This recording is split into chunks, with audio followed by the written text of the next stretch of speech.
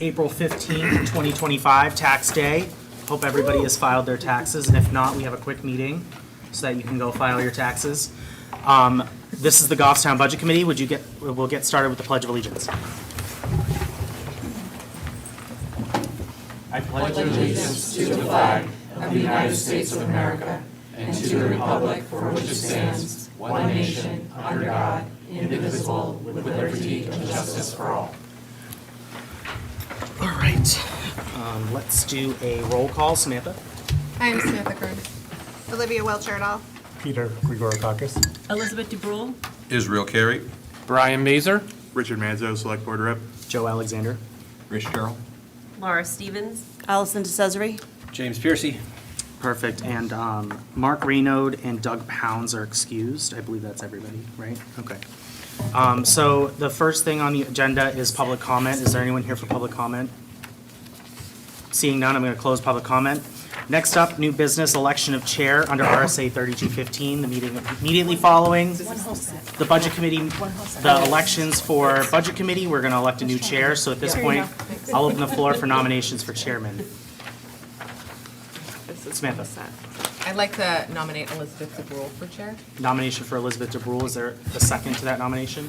I'll second. Seconded by Olivia Welch-Erdal. Do you accept the nomination? Elizabeth accepts the nomination. Any other nominations for chairman or woman? All right, seeing none, I'm going to close the nominations for chairwoman, and I'll cast one ceremonial ballot for Elizabeth. Congratulations, Madam Chair. All right, you want to switch? Sure. Do I have to sit there, or does it matter? You can sit right, that's fine. All right. I feel like I'm getting broken up with. You did good, sir. Cause some chaos. Welcome to the peanut gallery. All right, thank you. Left his name so we They gotta could, cross it out. so we now. could go back. Cross it out. All right, thank you very much, you guys. I appreciate your vote of confidence in me. And I will do my darndest to do a good job leading our group. All right, so the next thing on our list is the election of vice chair. Do I have a nomination for vice chair? I'd like to nominate Samantha Kearns as vice chair. Do I have a second? Laura Stevens seconds. Okay. Will you accept the nomination, I Samantha? would love to. Okay. Are there any other nominations? Seeing none, I will close the nominations for vice chair. And yes, again, a ceremonial yes for a yes ballot for Samantha. Congratulations. Thank you. Yay! Should I come sit next to Sure, you? come sit up here. Okay. It's like musical chairs. Right? It's fun. Okay. So the next thing on our agenda is the review of our committee rules and procedures. So you should have all received these in advance from Danielle. And they are the same as they were last year. The Budget Committee Rules of Order. Are there any changes, comments, questions, things you guys don't like, things you want to add? Brian? Thank you, Chair. I think I brought this up last year, and I think for continuity purposes, I'd like to see where we have the finance director and the town administrator. They're part of our committee, but not part of our committee. They're experts. I want to see the same thing for the school. So superintendent and the business administrator be the available experts, but not part of our committee. So you're talking about seating? Seating, yeah. Yes. Okay, so you'd like them to sit there Yeah, and just for not continuity. mixed in with us? Yes. I think it runs a better meeting, and also it's just for continuity purposes. I think it's better that way. Okay. Are there any comments on that? Any thoughts? I guess my only question would be, is there, and I guess this is to our school team, is there a particular reason that you guys like to sit over there? Jared needed a lot of, Okay. that was the primary reason. Okay. I wasn't sure if there was like a, I'm just kidding. We're on TV, I probably shouldn't have said that. I do think that was some of the reason in terms of you would have, you'd be able to provide an answer to the school board rep Okay. quickly. That was about the gist of it. okay, awesome. Laura? I have a question. Do we have a school board rep?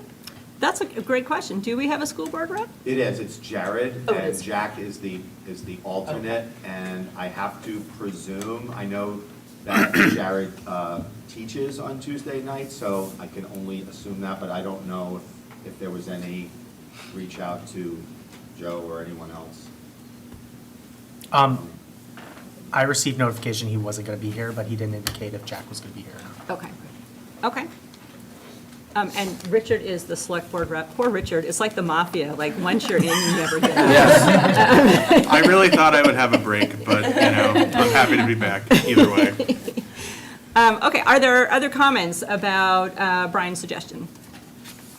Joe? I think it's a good idea. I don't necessarily think it needs to go in the rules. I think it says on town school officials, like middle of the page, they should raise their hand if they feel that they have highly pertinent information, but the chair reserves the right to ignore them, and they're not Yeah. members of the committee. I think that addresses it. Yeah. And I think we pretty much did that last year, and it worked fine. Okay. Yeah, I agree. I'm not sure it needs to be in the rules, so, but that's. Well, it was more of a comment, right? Yes. And I think it's just for continuity purpose, I think it'd be helpful to have Okay. that consistency. Okay. So. Any other comments before we move to accept? Allison? I think I'd like to see a little less cell phone use during meetings. I know some people, and I have an occasion left it out in case we have children at home, but generally, I don't think we should be sitting there scrolling on our phones. Well, it's just disrespectful to people that are speaking, is the way I see it. And we do often take a break during especially longer meetings, so you can catch up on whatever you need to then, and that would just be a suggestion I'd like to see. Yeah, I got to tell you guys, that's one of my huge pet peeves Yeah. at work. Like, I don't let my True. staff use their phones in meetings, so I'm going to strongly second that. Yeah, no phone use unless, I mean, it's fine if you have it out, Right. because everybody's got lives, but let's not try and use it. Peter? I guess what I'd want to know is, like, in this case, I'm literally just not wanting to print and reading over. Okay, all right. But hey, no, I know you I actually eco-conscious do people. understand, like, we can't tell the difference, and I don't know if you're focused. Right. So, I mean, if we really want to implement that, then the trees will be darned. Okay. Okay, and obviously, it's not a rule, it's a strongly worded suggestion. All right, any other comments about this document before we, I guess I have one, I guess, a question really. So the select board and the school board appoint members to our committee, and even though we aren't necessarily can we appoint members to their committees? no, Okay. no, And I we don't s- have that authority. Well, and I guess I say that because I think that the school board rep comes to us with the school's best intentions at heart. Like, they are there to support the school. And the same thing for the select board, like, they are there to, and that's not to say that they're both not, like, fiscally sound-minded people, that I don't think we've ever had anybody who isn't that way.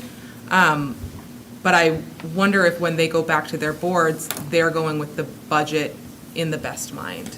And that's where I'm kind of like thinking of that like reciprocity side of it. So you're worried about communication, about things being portrayed fairly? When the reps go back to their governing boards, you're worried that the reps are not?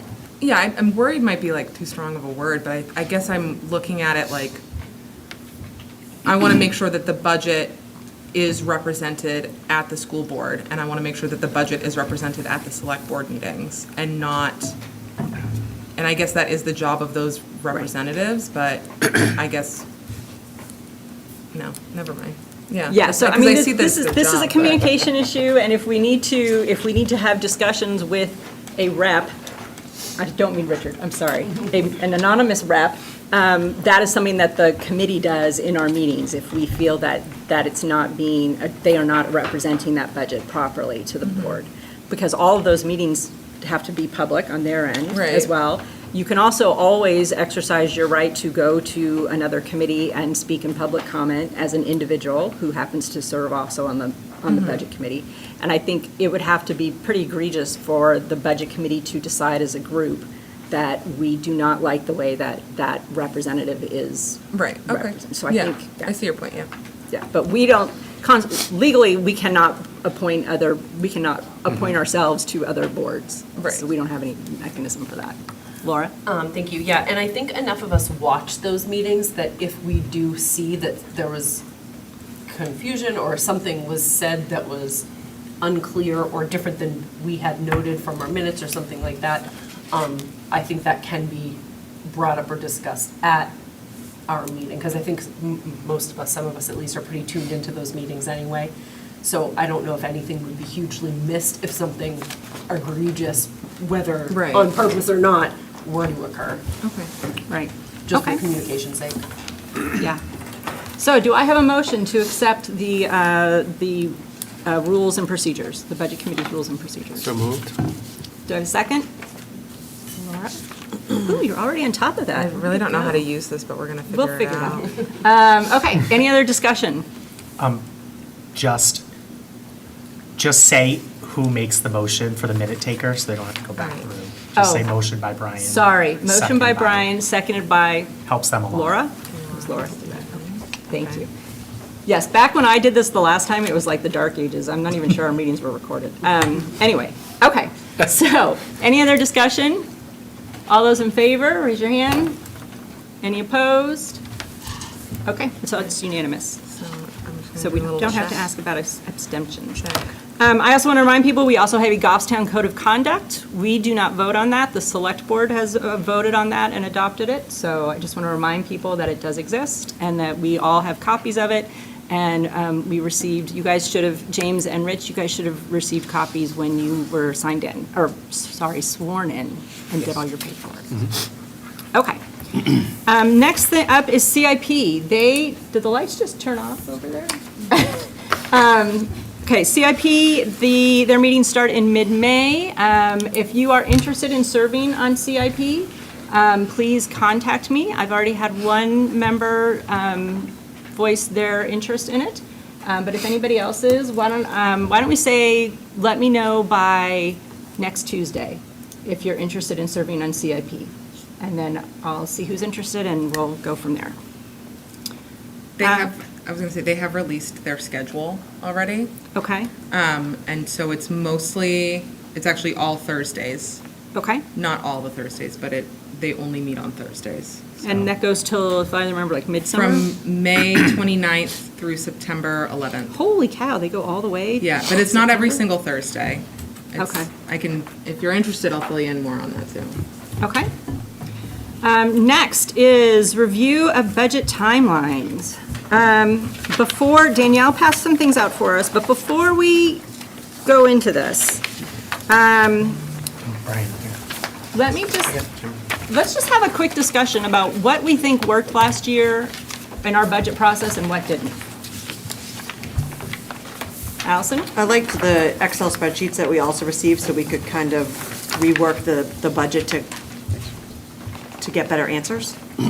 Okay, And I heard that wasn't too much of a problem. okay. Thank you. Anybody else? Things you liked or didn't like about last year's process? I think we should be delivering our own presentations at the public hearing. So no disrespect to Jared, but I think that these are our budgets and that we should, as a committee, be taking turns and presenting, so. Anything else? Sorry, Madam Chair. Go ahead. I actually really liked, I think we had very robust discussions, and I think for the most part, had great rapport, so I'd like to continue that whenever possible. Okay. I like that the community felt more comfortable and compelled to come speak last year. I thought it was a good example of people opening up lines of communication outside of social media. So I think going into this season too, we should really encourage people to at least come or watch the meetings. Okay. Great. Anything else? Anything that didn't work? Anything that you guys went, we really wish we hadn't done that? Gosh. It's kind of like a blur for me. I thought the whole kind of process blacked it went, I think the whole process went really, really, really well. And, if we could do that exact same thing again, I think it would be great. Okay. So basically, it's presentations, line by line, and then big picture. Yeah. Is kind of the way we did it last year. Yeah. Allison? I'd really like to avoid us getting warrant articles just sprung on us in the middle of the public presentation. Okay. That was pretty bad. I think that I personally felt embarrassed for the budget committee. I don't think we should have had a warrant article with screens and slides, and then we had taxpayers asking us questions, and most of us sat there with a blank look on our face. Is there anything we can do about that, though? Yeah, 'Cause I mean, agree, but I think, maybe Derek or Danielle can clarify. I mean, I think there was a little bit of confusion on our part about what actually gets covered in the budget committee public hearing. Is it every warrant article with a financial impact? Or is it just the things that we have considered and voted on?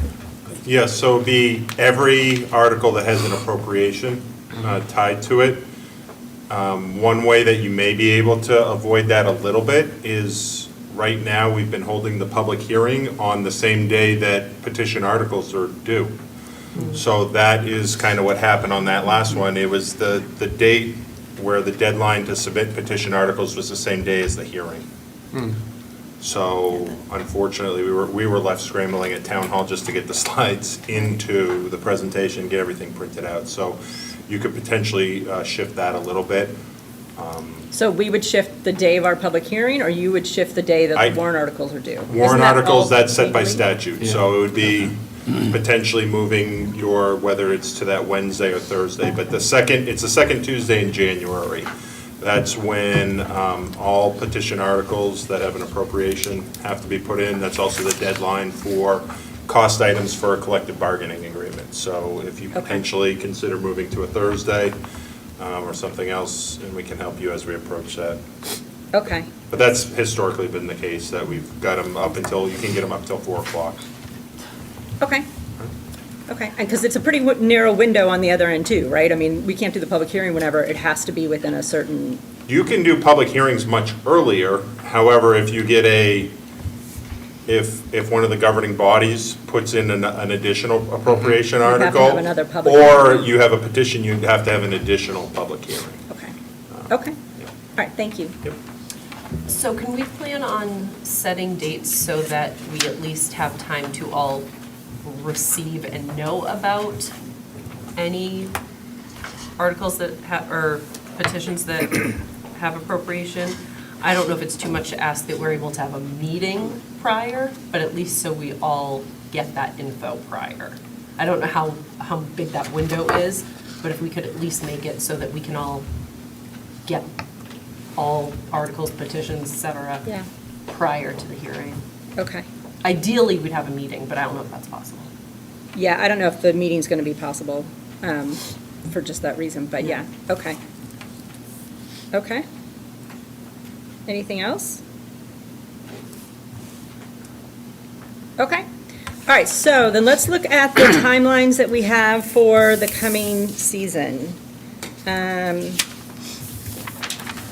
Which Danielle passed hers out and Scott passed his out. So we've just had, none of us really had a chance to look at this yet.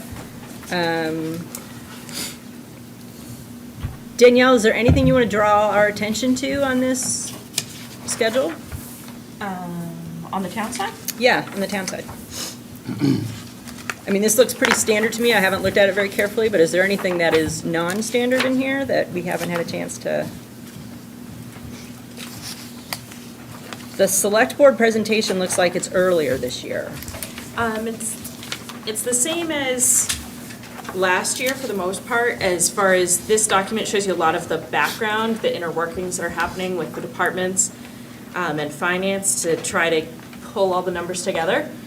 This kind of goes into a little bit of that background and shows you how the budget really starts pretty much as soon as we get our budget, we're starting to build the next one. So there's a lot that goes into it. We are going to try to present to the select board as early as possible, but it does always depend on what agenda we can get those presentations onto and what numbers, if any, are still in the works. Sometimes departments are waiting on certain budget numbers, and so we're doing our best to just pull everything together so that we can get a close to accurate budget to move forward. We don't like to show a presentation early on and then not have enough of the details in there that it looks totally different by the time you guys see it, so. Okay. But yeah, we're trying to get everything pulled together and presented. It's just gonna depend on, whether or not we can hit these marks along the way. And we'll, of course, communicate with the committee throughout the process and let you all know if, for some reason, something's delayed. But we do hope to have a budget ready to present. There's a lot of things that go into the select board side, so November 7th is a really early target. It's the same target we had last year, but as you know, it's always a scramble. And, we can only do our best to present that information. We don't necessarily know if it's all gonna be available or if the board's gonna be ready and done with their process in order to move it forward, so. Okay. What are the CBAs scheduled for next year? Teamsters, the DPW, they had a 2-year, so we're looking at renegotiating this year. Okay, so we won't have a 3-year again, we're breaking it up better so that there's, They came out of a 5, so they had a 5-year and then a 2-year, so now we're hoping to get into a better 3-year type sequence. Okay. 2 is kind of short, 5 was way too long. Long, yeah. And we're trying to just get them slotted in so that we don't have them all in the same year. okay. All right. Questions on this? Nope. All right, how about school side? Let's look at that one. So that looks pretty much the same too, Scott? Is there anything that's different from last I'm year? gonna have Doug come up too.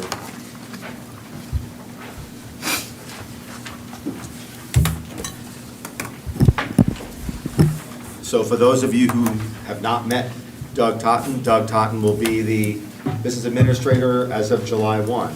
So Doug and I worked on this draft today, thanks to Danielle reminding me, so I appreciate that, Danielle. Very similar to in years past, this is a draft, meaning that the school board has not seen this yet, but it follows the same overall dates as we've done in prior years. So you'll note that the goal would be in early October, and again, this is dependent upon the budget committee, whether or not you would like to proceed with having those joint meetings with the school board. But if that were the case, that would be on Monday, October 6th, and Wednesday, October 8th. Then the school board would deliberate on their budget in the month of October, whether that be 2 or 3 meetings to do that. And then the goal is to deliver the school district's proposed budget to the budget committee by the 31st, by Halloween, which is a Friday, or sooner. The assumption is that in years past, the budget committee starts to meet in earnest in early November. So in order to give you copies of the budget the weekend before that meeting. So that was kind of the goal there. You asked about CBAs. So the school board will be negotiating with the teachers this summer. You never know how long those negotiations go, but typically we hope to have resolution in November or December. But as with any CBA, you just don't know. Okay, okay. Let's talk about the presentation piece for a minute, because I actually heard some grumblings about this last year, about us getting the presentations at the same time as the school board got their presentation, and if we want to keep those combined or separate them. The town does it differently. The department heads do their presentations to the select board separately from us, and then we get the final version in our meetings. What do you guys think? Peter? I was actually just surprised by the discourse that on those days when we were doing those presentations. Which town or school? The school, we were definitely chatting it up a lot, but I didn't hear a lot of input from the school board towards that presentation, and that kind of concerned me in the sense that this is a presentation to them as well, so I don't know if that was because we were all together, right, that did we just take over the energy of the room with our questioning? Because it just seemed like our questioning kind of ruled the day, so to speak. Okay, Yeah. okay. Any other comments? Do you know, Scott, if there was any Jared's not here, so we can't ask him. Was there I- any rumblings on the school No, board I that they did not, didn't? I did not hear any.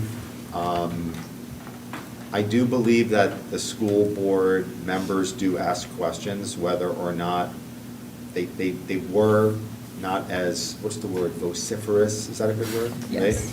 As folks on the budget committee, but they did ask questions in their subsequent deliberations. I can share for myself and the other school administrators that it is preferable to do them combined, because it's less time for school administrators, to be at meetings.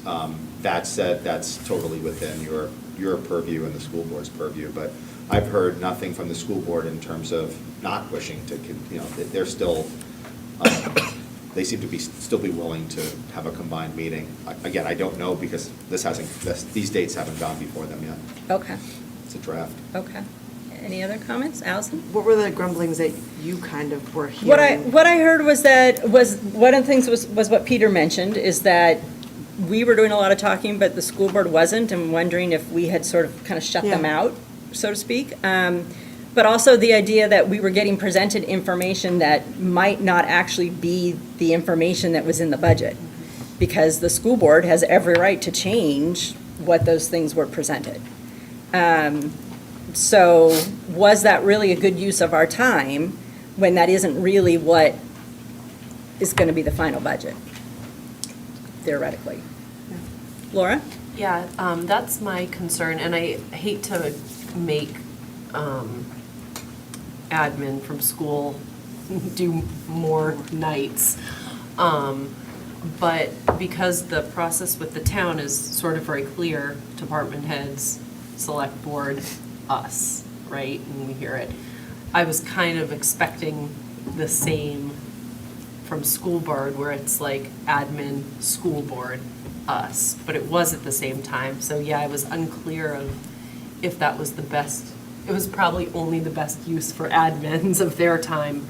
I don't know if school board feels any way about it, but they still get the first stab at it, so maybe it only affects us more in the end. To keep it consistent, it would make sense, I think, to have them present to the school board. The school board does their thing, and then it comes to us and we do ours. But I'm not sure if I have a strong enough feeling to push for that when it means that admins will have to, they work long days and they're into the night multiple times. So I don't know, I'd like to hear more people's thoughts. Okay. One of the things I do like about having it with the school board present is that we get more than one voice from the school board in discussion when things do come up. I mean, the school board rep's always great and always able to source answers as needed, but I think it kind of opens lines of dialogue having more people around the table. But it did seem a little convoluted, all of us getting in at once, Okay, okay. Scott, did you have something you were going to add? I just wanted to add that there is a slight difference between the school district, the school board, and the select board. It's a In the different sense governance. that the superintendent of schools, it is the superintendent's Right. budget, not the individual school administrators per se. So in the case of the select board, although Derek and Danielle, the town administrator and the assistant town administrator, technically those department heads report directly to the Board of Selectmen, where all of the administrators report directly to the superintendent of schools.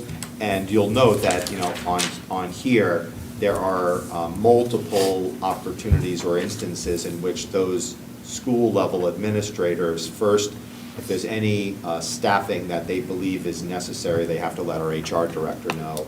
And then they have to, if that's something that that the superintendent believes is a worthwhile discussion, he has that discussion with those school administrators. And then their budgets are all, they have to go to the business administrator. The business administrator spends hours with them in terms of going through that. So in that instance, there's a lot of vetting that occurs before it even gets to that presentation.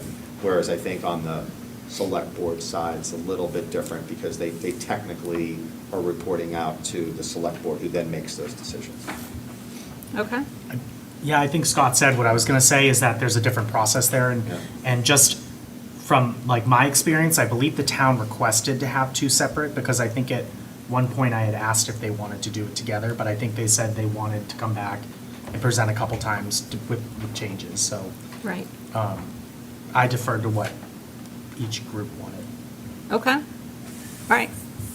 Is that where we're all coming down on? We have some concerns, but we're willing to go along with the preference of the governing bodies. Peter? I guess I just want to recall, did we see a lot of change?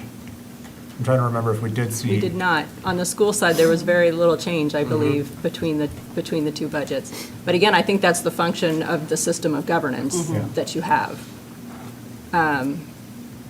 The difference between the two. So, okay. So we're settled, we're going to stick with this. Okay. All right, anything else on either of these schedules? Thank you, Scott and Doug. Laura? I know they're not on the schedules, but just tours. I don't know if we were thinking similar to last year. Yeah, I was going to ask you guys how you wanted to proceed. Why don't we hold off on that until we get to the end, when we're talking about the next meeting? But yeah, we should be thinking about the tours. Anything else on the budget timelines before we move further? Okay. Reports and updates to the Budget Committee. So Jared isn't here, so we don't have a school board rep. And if there's any, Scott, is there anything we have to know, like, that's of immediate impact? I would say not of,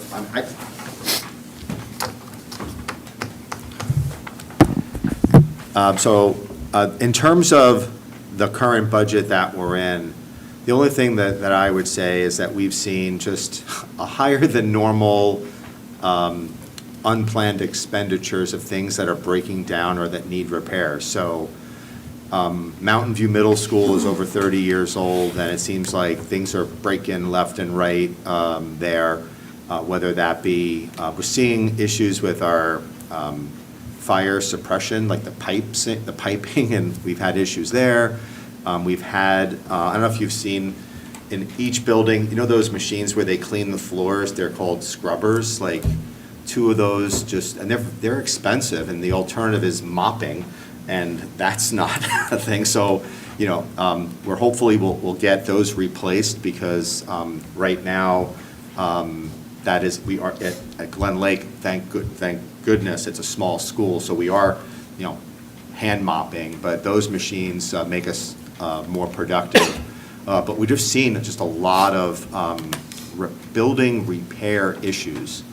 And then we've had a few IT things that have popped up with servers that have, you know, and these servers are not cheap. And so even though we have them on like a replacement cycle, in my opinion, that replacement cycle, and Doug is working on that with our IT director, we've got to be more proactive because we're being so reactive on some of the back end IT equipment. So that's been a little bit of the challenge. The other big one that we found out about what MST was about a month and a half ago now. Yeah.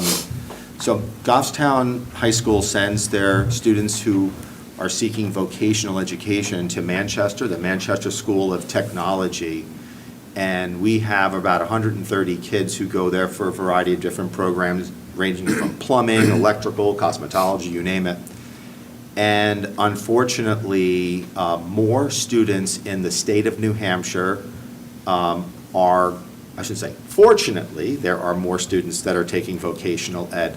Unfortunately, we don't have enough money in the budget, the state budget, for these reimbursements. So ordinarily, the state provides a nice contribution to local school districts, and because we have more students now in the vocational ed programs with only a $9 million budget, there's less reimbursement that's going to local towns and schools or school districts.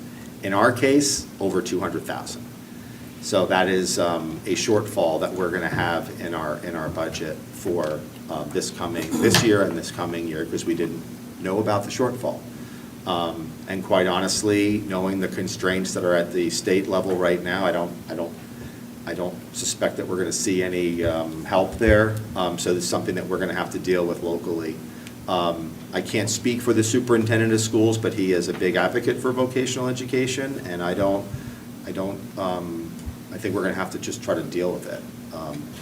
But those are the bigger ones, and when I say that, you know, between the things that I mentioned today, probably over $325,000 of stuff that we, you know, didn't budget, you know, for. But fortunately, you know, for us, we have, with health insurance and people switching jobs, we saw less of a demand on the health insurance side, so that will help us this year. But it's something that you'll see an increase in voc tech next year, you know, because of that.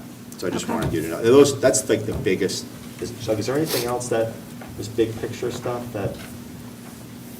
No. Okay, so it's basically building repairs and this MST situation that we find ourselves in. Okay, thank you. Any questions for Scott? All right. Select Board. Thank you. Yeah. I don't really have a very big update in terms of items, but just one big item, I guess. Last night at the Select Board meeting, we reviewed a couple different options from Adam Jacobs, the DPW director, about effectively what to do with the reduced road plan funding that ended up being a result of Budget Committee actions last year. On one end of the spectrum, you had an option to do the worst first, as Adam put it, where it's fewer projects but more major projects on roads that are in a more severe condition. On the other end, you had a more maintenance-minded plan where you did more projects on less severe roads just to keep them in good condition so that they don't fall into that more severe rating. I can't exactly, for some reason, recall if we took a vote last night, but I think the feeling of the board was to go with option 3. Did we? Yes, We did vote on that then. option 3. Yeah, we went with the maintenance plan, so focusing more on keeping roads in good condition that are already in good condition, so that way we don't have more failing roads. Okay. Do we have questions? Joe? Thank you. Selectman Manzo, can you speak to me about what the board decided to act on in regards to the stipend situation that the Budget Committee, I believe, took money out, and I believe all the stipends except for Kathy Ball, and then I think there was discussion about paying people to fill their terms out or something like that. Can we talk about what specific actions were taken, and if the Budget Committee can get an update on what was happening there? The answer to that question is that no specific action was actually taken by the Select Board. Those stipends, I believe, were created by town meeting, not by an act of the Budget Committee. So the fact that there's a zero appropriation there ultimately means that, you know, the Budget Committee being an appropriations board and not a policymaking board, the status quo is to continue paying out those stipends. You know, I've made my stance clear, I think, over the years that I'm personally not in favor of that. But that being said, the stance of the board is to continue maintaining those stipends as they existed before. So that'll probably result in a budget transfer later in the year. So I guess I want to follow up, and maybe Derek or Danielle can help. If the appropriation line for a stipend is 0, and that line was approved through town meeting, there's not even $1 in it. What legal right does that's why I want to know, like, what legal right does the governing body have to introduce a line that doesn't exist in town meeting? So those elected official stipends were budget detail lines within a broader budget. So on the DRA forms and all the forms that we present at town meeting, there's admin, there is elections, there is finance. So that one line for admin includes all of the town hall salaries, wages, all of our operational expenses, our building facilities, but that's where the stipends for the select board, the elected select board live. They were in that big line. So RSA 32 speaks to the budget line that's on the DRA forms, not necessarily the budget detail that the governing body uses. I for one, think it's shameful they're ignoring the will of the voters, but that's not my board, not my circus, not my monkey.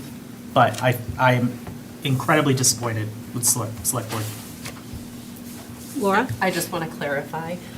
So much like anything else, if we, as the Budget Committee, say, we're going to zero this out, we're going to lessen it, if the governing board deems it not what they want to do, they can pull from other places because they have that bottom line in that general area. Correct? Yes. Okay. What's the point of the budget committee? Well, so I have to admit, I have some concerns about this as well. I would like to know when you guys know, I know you don't know now, what lines they've pulled from to fill those stipends. I also, wow. There was talk, I did watch the meeting, I did watch the recording about, well, that some of you were elected with these stipends in mind, and therefore it was owed, and the two new, I believe, both you and Josh Douglas have declined your stipend. That's correct. Is that correct? I have, Okay. I can't speak to any other member. I have personally, yes. Okay, so I think Josh Douglas was, at least in the meeting I that I believe he watched, he indicated was that he would, talking about yeah. as if he was going to. So there was an opportunity here to at least grandfather and phase them out. Hold on, Allison, I'll get you in just a second. So that was one of my concerns. I'm concerned about the inequity of it. So some boards get stipends, some boards don't. Library of Trustees don't get anything. Planning Board doesn't get anything. Admittedly, the Select Board is spending more time on this, but supervisors of the checklist, yes, they have a number of hours that are committed, but so do other boards that have meeting hours. Supervisors of the checklist don't have the same number of meeting hours. So to me, this seems like a very loosey-goosey system without much logic or reason behind it. And then finally, the thing that really bothers me is it's $36,000. $36,000 would have paid for the police department to get the cruisers that they initially asked for.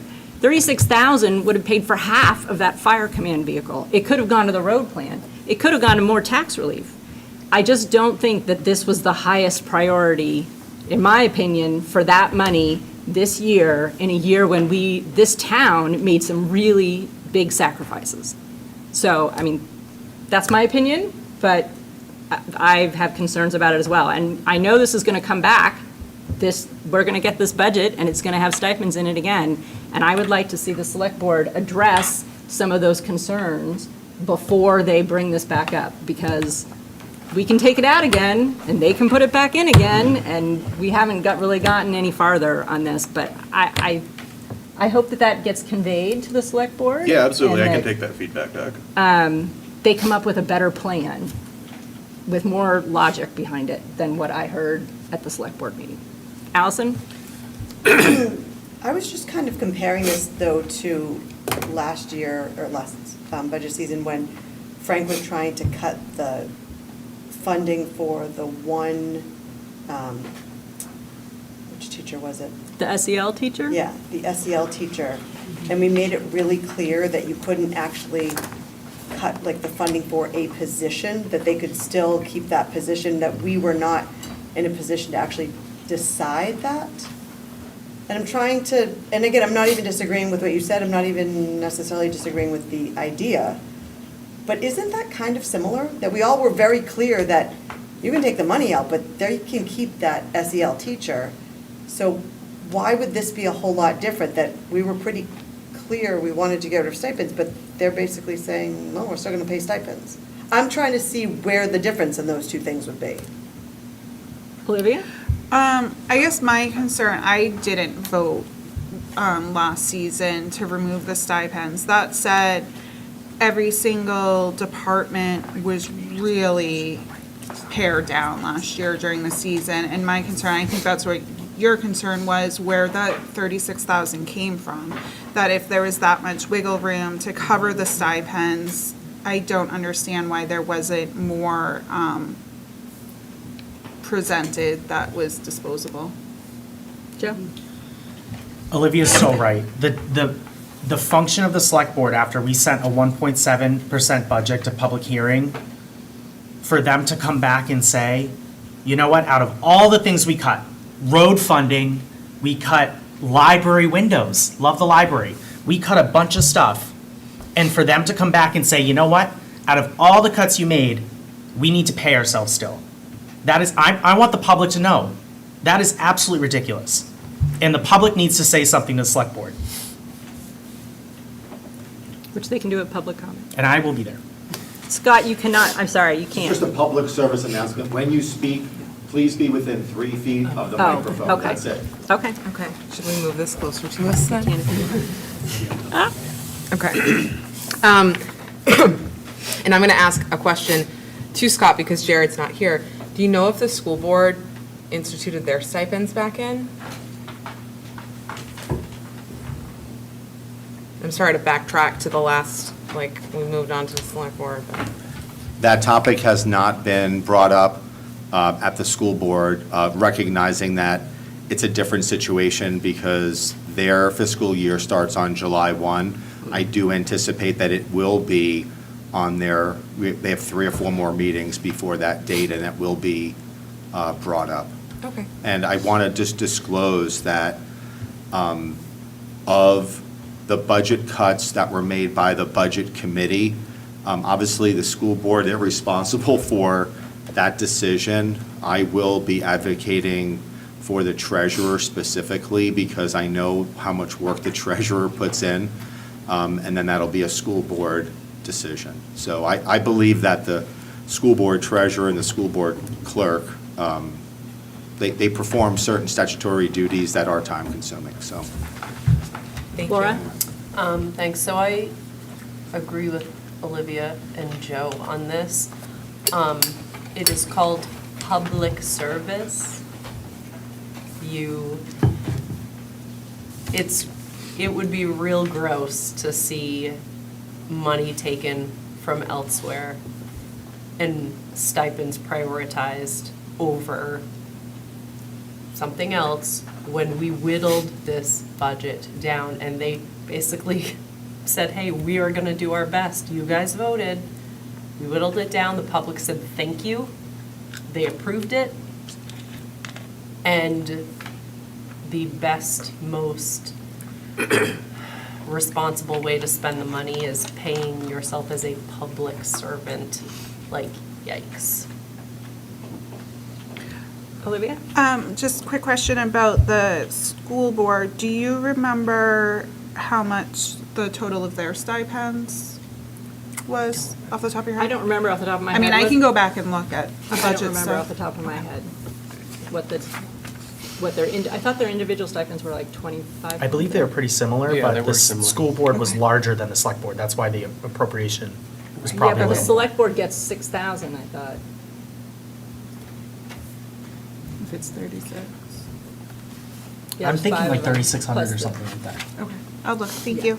You have to go back and look. I mean, Allison, I think for me, the difference is that we removed those whole lines, except for Kathy Ball, because you literally cannot hold a job and do Kathy Ball's elected position, or the town clerk's elected position.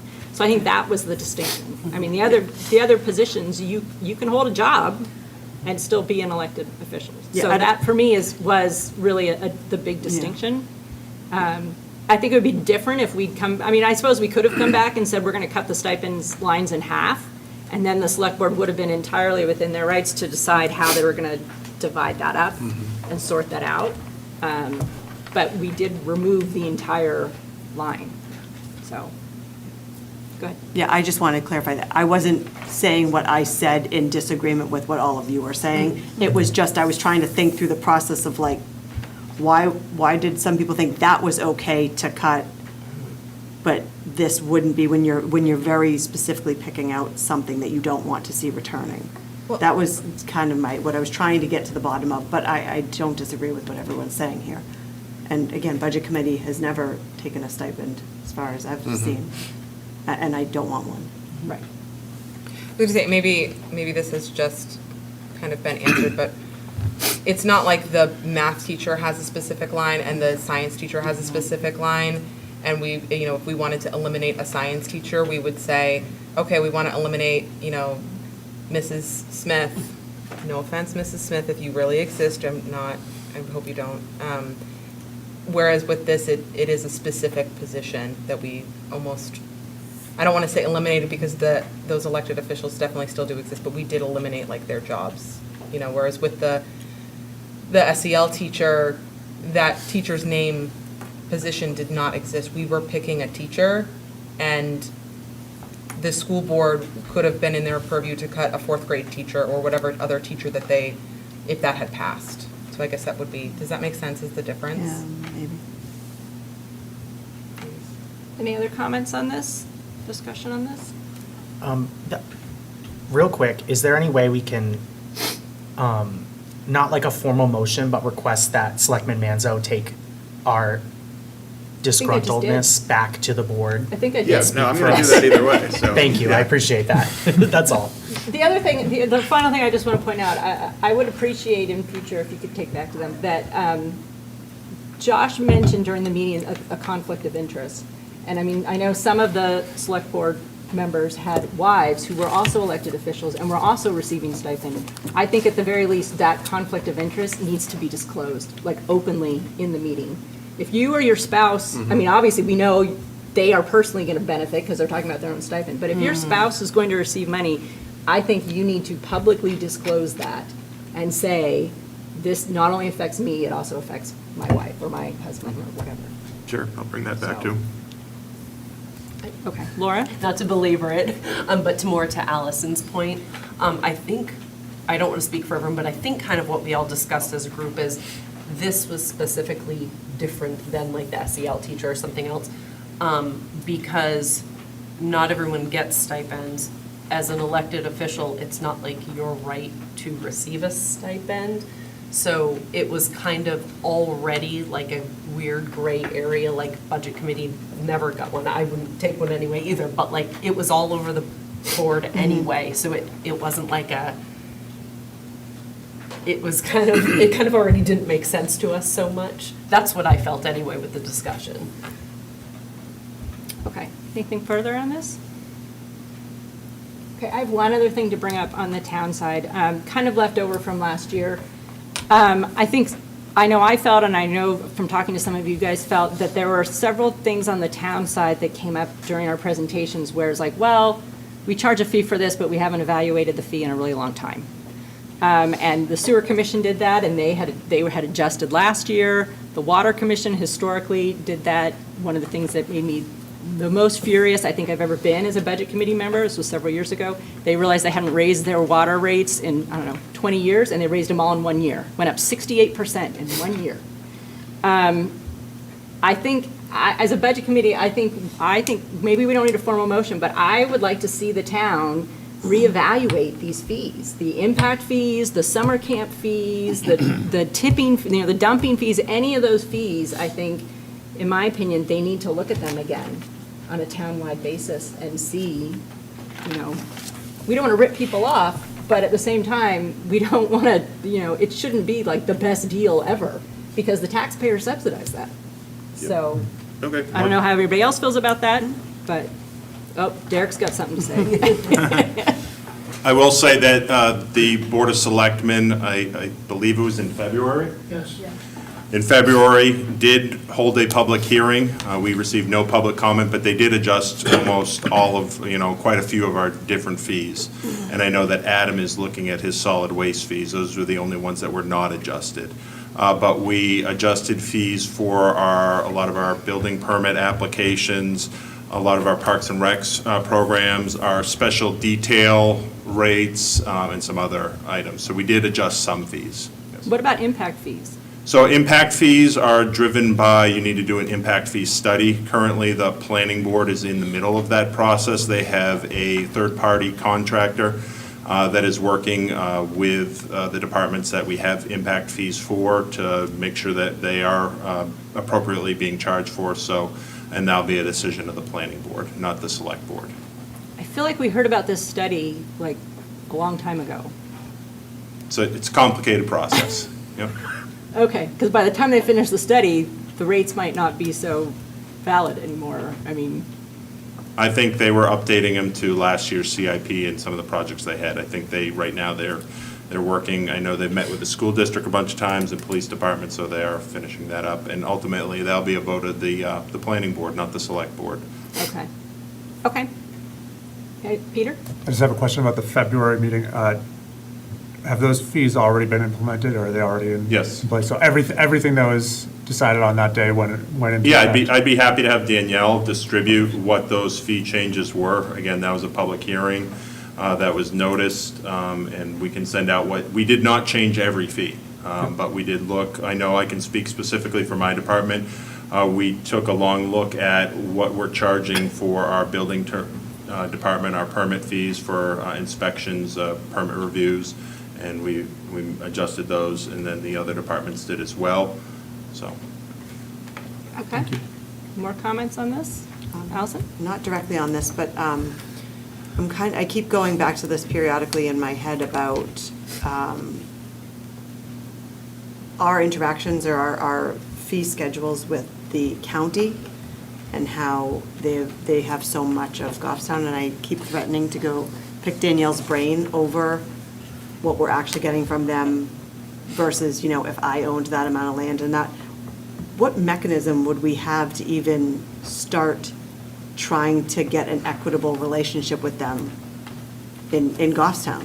When, our fire department goes to, I even wanted to figure that out, and I'm sure they have a number of how many times they have to go over to the county nursing home. And they get Medicare fees for that, not private insurance in probably 9%. We are also assessed at the same rate as all other communities. Well, that's my even though point. We're we assessed, are- they don't pay Right. nearly, from what I briefly know, nearly enough tax. So if I owned the same acreage in this town as they do, they pay far less than I would have to.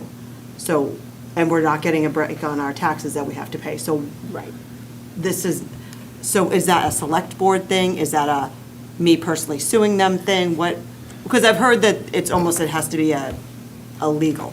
So right now, at the legislature, EMS billing and balance billing, there are, I believe, 2 bills that are working their way through that are very different, and the fire chiefs have very strong feelings on some of those, on what those rates will be set at and what will be allowed to charge. We don't charge based on the address from where we pick up. We charge the patient. If there was a mechanism in state law that would allow us to recoup or have some type of discount, I think that'd be great, but that's not something that is within the select board's purview. What about the assessment is $2.4 million a year is what we pay to the county, this town. What about, is there any mechanism for that? Not that I am aware of. I thought of going to talk with Jim Raymond, who, works for Upton and Hatfield. That is their specialty, is town law. And I just, like you, keep It's putting it always off. there. Yeah. We're struggling for money, and that's not going to change this year. No. So where do we get it from? It is a chunk, and we are in my mind, we are without doubt disproportionately carrying the rest of the county. Right. And I know Joe's talked about, but Joe, you guys have what, 5 votes out of 120? 6 out of 123. So Yeah, I could get up and be like, guys, we need to make a motion to give Goffstown Fire $250,000. And I'd get a second, and then I'd get 4 more votes, and that's it, right? So that's kind of what you run into too. The fire chief has emailed us about the EMS billing stuff, I think, so we're aware of all that. I met with the county nursing home administrator in the State House a few weeks ago, and he seemed really surprised that we were spending so much time at the nursing home. And I was like, oh, that's weird. Is this the first time you're hearing of this? And I say it to him frank. I was like, no, this isn't the first time you've heard this, right? So it's slowly something I know it's an issue. I don't know what to do, so. If you have suggestions, let me know. Is the select board interested in pursuing this? I can't answer that. We haven't really discussed that. Personally, just a question that I'd be interested in knowing the answer to is, for example, here in town, if we give an elderly tax credit for property taxes, effectively what happens is that money then goes to the general tax burden to be picked up by the rest of the taxpayers. I wonder if there could be some sort of discount given to us that just then gets spread across the other communities, so it's less of a financial impact. Yeah. Samantha? Would this be best, would this conversation best be had with our county commissioners? I don't know if that is there. There's what? There's the reps, which is 120. Then there's a smaller governing 3. body.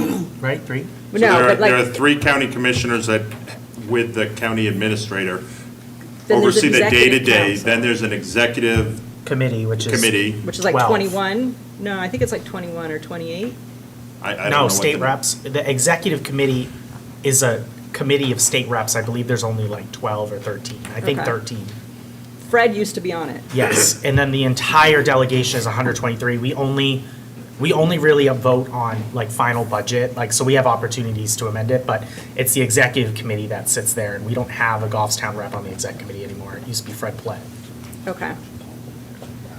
So I really like the select board to look into this more. I will try and hook up with Jim Raymond at some point and get his feedback, and personally, I think we're gonna have to sue him. I think that's the only way we're gonna get our money, but, I think the select board should look into it. Sure thing, take that feedback back as well. Okay, good point.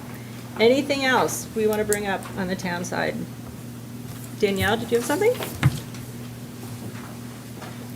So hopefully a little bit of good news. I just wanted to let everybody know that we've had a lot of turnover, a lot of filling of vacancies. So I don't know how many of you may have heard, but we've had some major retirements in town hall. So Linda Moody, who was with the town for 34 years, retired from benefits admin. So we've backfilled that position. We have hired an accountant who starts on Monday. We have hired a bookkeeper because that was vacant since last June. We had the deputy town clerk. Karen was with us for 20 years. She retired at the end of March.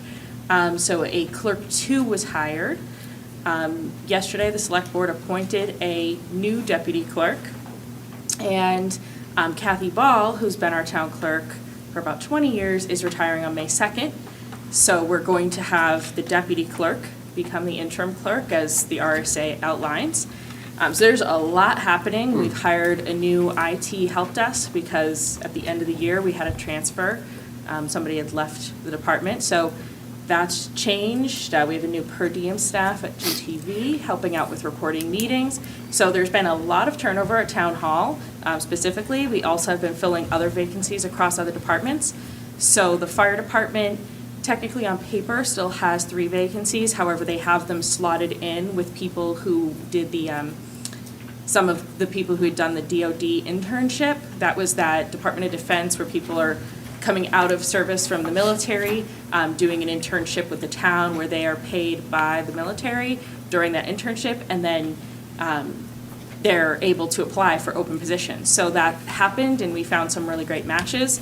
So we're gonna be getting people in the next couple months that are already trained in Goffstown. So that's a great improvement, and that'll fill those ranks. And the PD is down to, they still have a few officers in the academy going through their training, their FTO training and everything that they have when they come out of the academy. But they're also looking at a few upcoming possible retirements that might shake up those ranks again as well.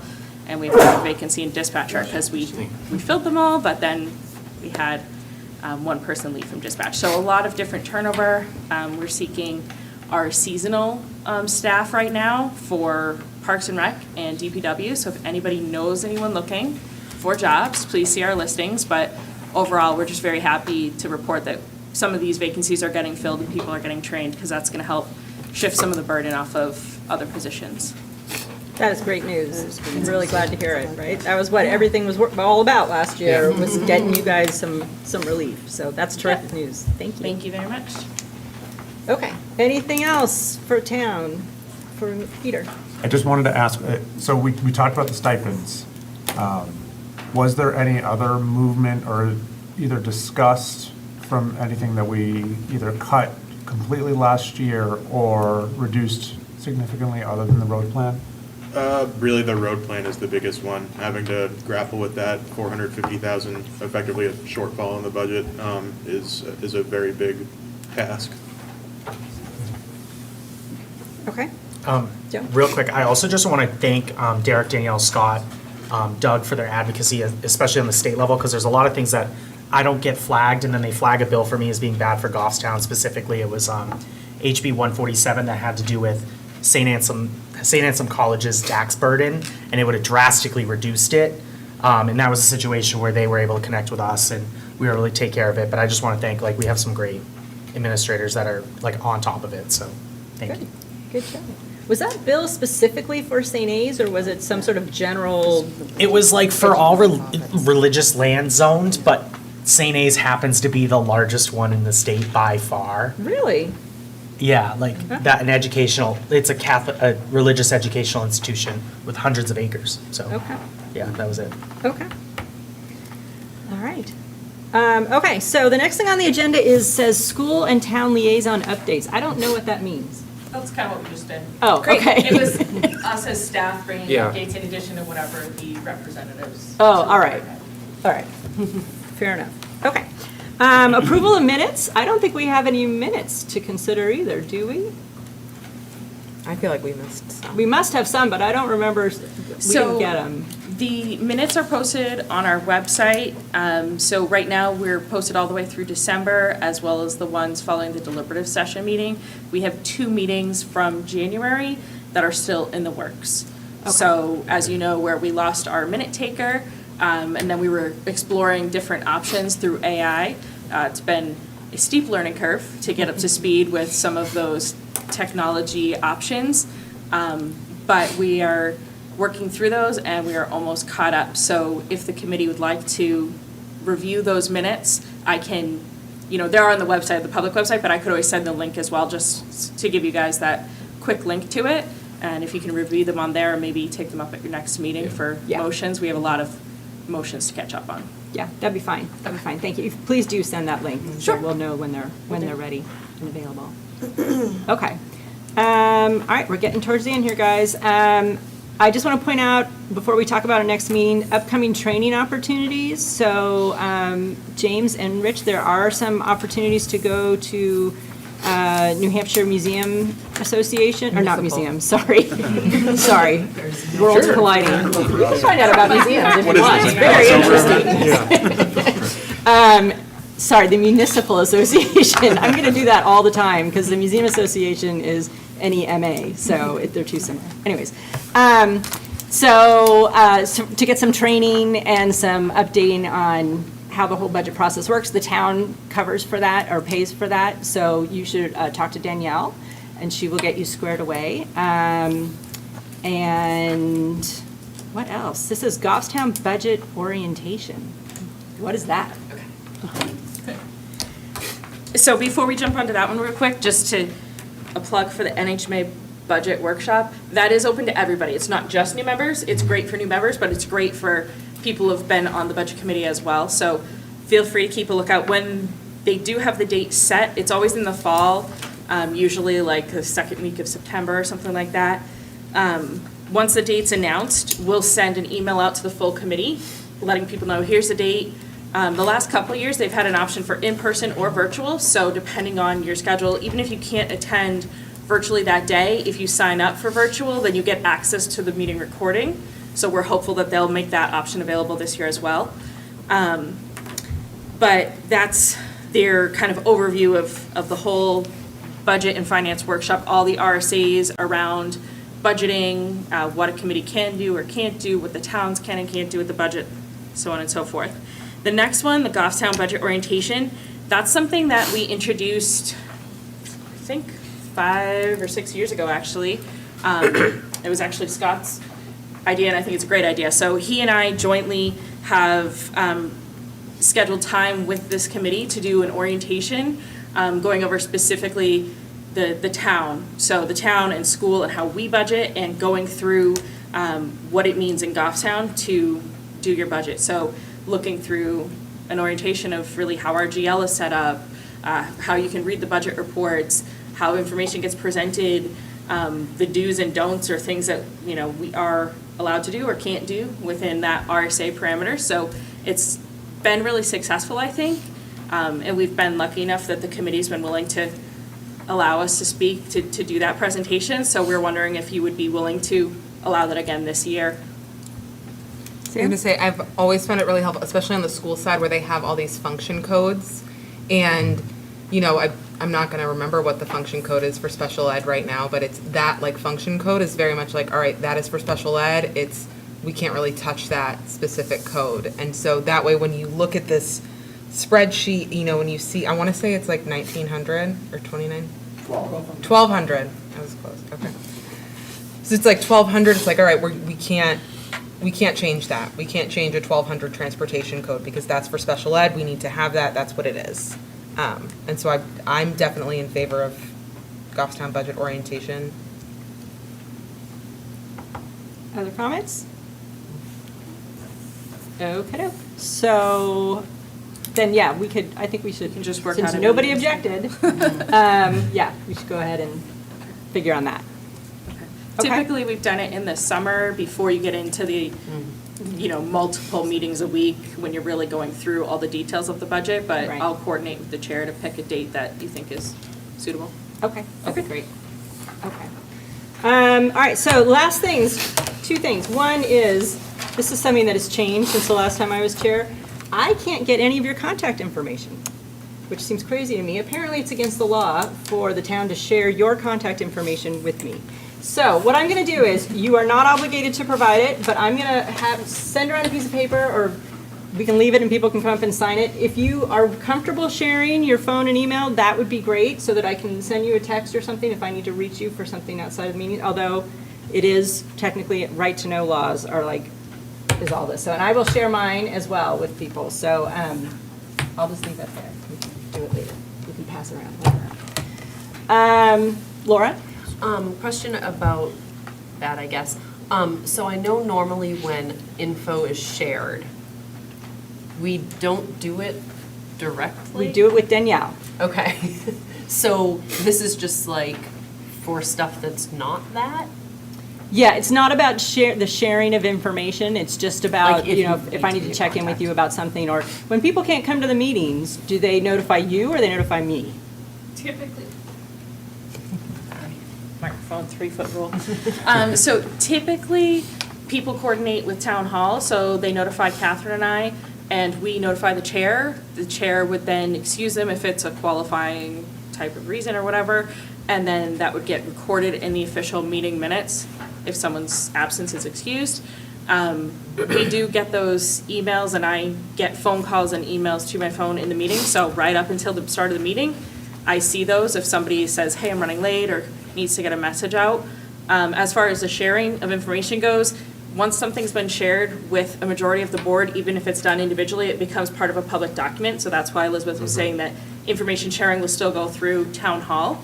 So just as we've done in the past, if there's information requested from the town or the school, it comes to us, and then we just send that out to the full committee using the blind copy feature that we typically do, so that there's no discussion occurring outside of a public meeting. Yeah, so the only reason I'm requesting this, and I'm not, like I'm saying, it's not a big deal if you do not want to provide it, but this is more like routine stuff. So like when we have a CIP rep, if I say, hey, are you ready to present something on CIP tonight or at the next meeting?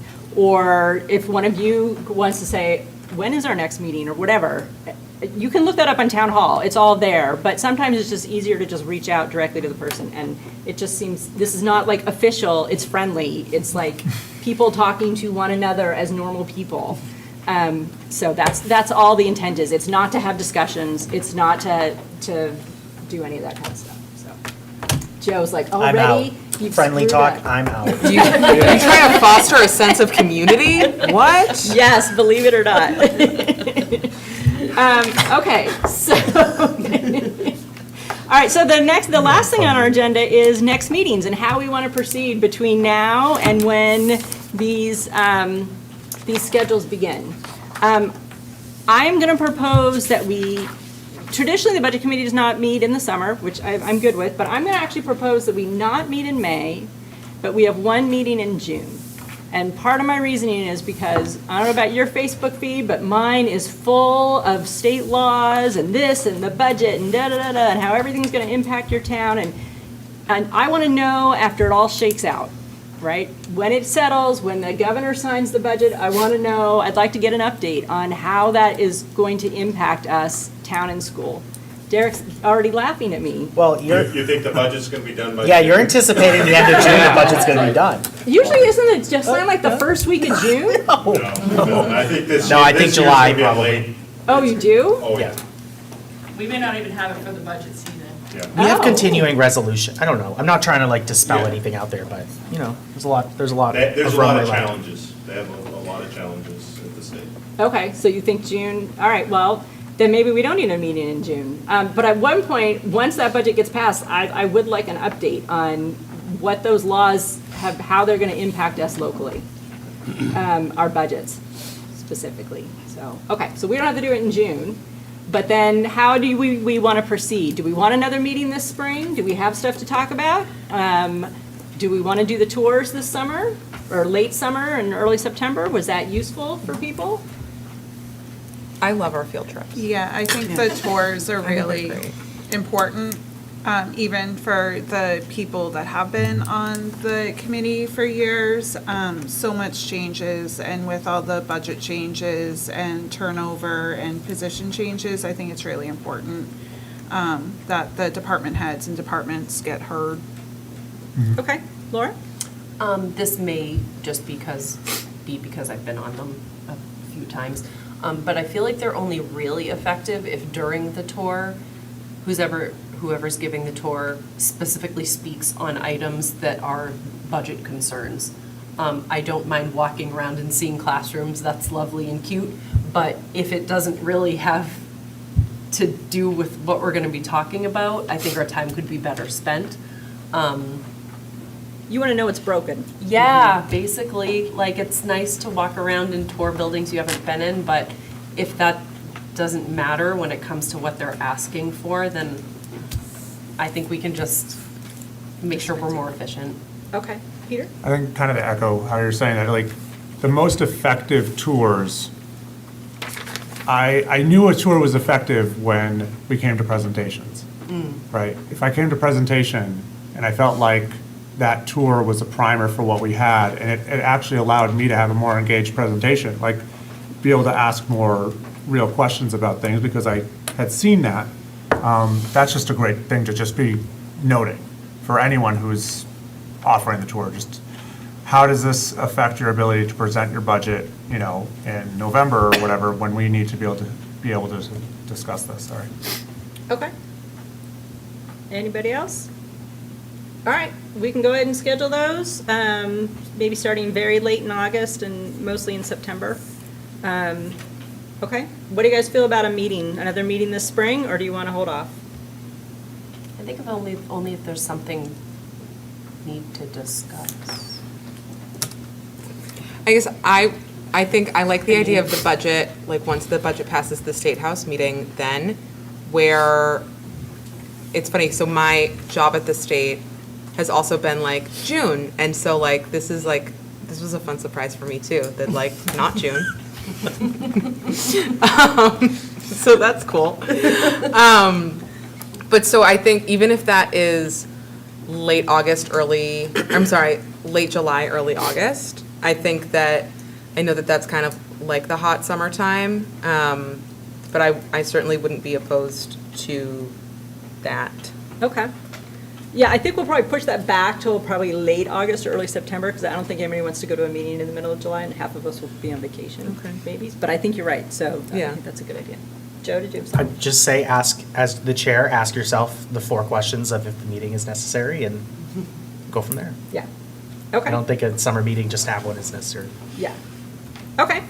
All right, so that's where we've left it. Is there any other business to come before the committee? Okay, I will entertain a motion to adjourn. Move to adjourn. Second? 7:20.